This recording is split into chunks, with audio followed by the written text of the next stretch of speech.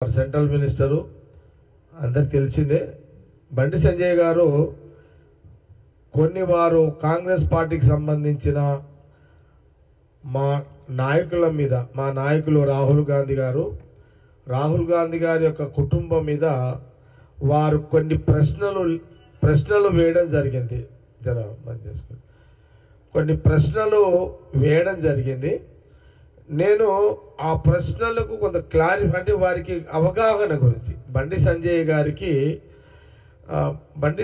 గారికి అవగాహన గురించి, బండి సంజయ్ గారితో పాటు బీజేపీకి సంబంధించిన వాళ్ళ పార్టీ నాయకుల కార్యకర్తలకు, లేదా ఇప్పుడున్న కొత్తగా ఉన్న మన రాష్ట్రం, తెలుగు రాష్ట్రాల్లో ఉన్న కొత్త జనరేషన్ సంబంధించి కానీ అన్ని రాజకీయ పార్టీలకు సంబంధించిన నాయకులకు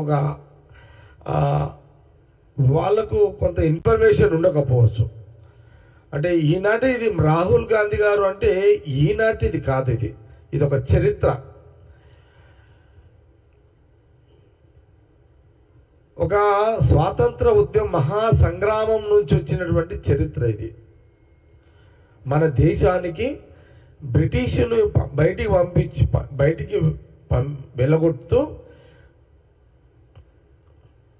దేశ ప్రజలు స్వతంత్రంగా జీవించే హక్కుల కోసము మహాత్మా గాంధీ గారి యొక్క నాయకత్వంలో ఆ రోజు జవహర్లాల్ నెహ్రూ గారు ఆనాడు ఆ సంగ్రామం, దేశ ప్రజల కోసం మొదలైన ఆ సంగ్రామం, స్వాతంత్ర సంగ్రామంలో నుంచి వచ్చిన కుటుంబమే ఈ రాహుల్ గాంధీ గారి కుటుంబం. ఇప్పుడు మనము ఇది సుదీర్ఘంగా ఆనాటి నుంచి ఇప్పటి వరకు వారు అన్నారు, బండి సంజయ్ గారు వారు ఏ మతము, రాహుల్ గాంధీ గారి యొక్క కుటుంబము ఏ మతము, ఇందిరాగాంధీ గారి గురించి మాట్లాడడం జరిగింది, ఇందిరాగాంధీ గారి భర్త గురించి మాట్లాడడం జరిగింది, అట్లాగే సోనియా గాంధీ గారి మతాన్ని గురించి మాట్లాడిండు. ఇవన్నీ కూడా వారికి, బండి సంజయ్ గారికి తెలిసి మాట్లాడిండా, తెలుసుకోకుండా మాట్లాడిండా,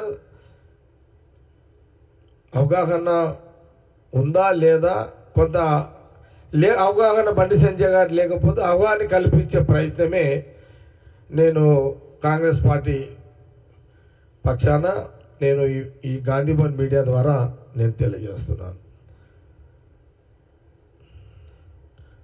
ముఖ్యంగా నేను చదివి వినిపిస్తాను. రాహుల్ గాంధీ గారి యొక్క కుటుంబము బ్రాహ్మణులు, వాళ్ళు బ్రాహ్మణ్స్, వాళ్ళు హిందువులు. ఇది గమనించాలి. ప్రధానంగా బండి సంజయ్ గారు గమనించాల్సింది ఏంటంటే, రాహుల్ గాంధీ గారు వారి కుటుంబము వాళ్ళు బ్రాహ్మణులు, వాళ్ళు బ్రాహ్మణ్స్, వాళ్ళు హిందువులు.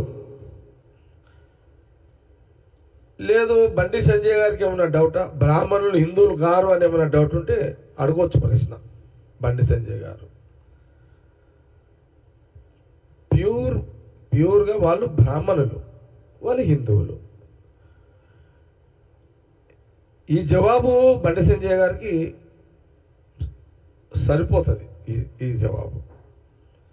ఇక వారి కుటుంబాన్ని గురించి కొన్ని ప్రశ్నలు వారు మీడియా ద్వారా ప్రశ్నించడం జరిగింది కాంగ్రెస్ పార్టీని. అందుకే నేను కొన్ని విషయాలు మా గాంధీ భవన్ కాంగ్రెస్ పార్టీ పిఆర్ఓ వారు ఇచ్చిన ఇన్ఫర్మేషన్ ప్రకారము మేము మీడియా ద్వారా యావత్తు తెలుగు ప్రజలకు తెలియజేసే ప్రయత్నం చేస్తున్నాము.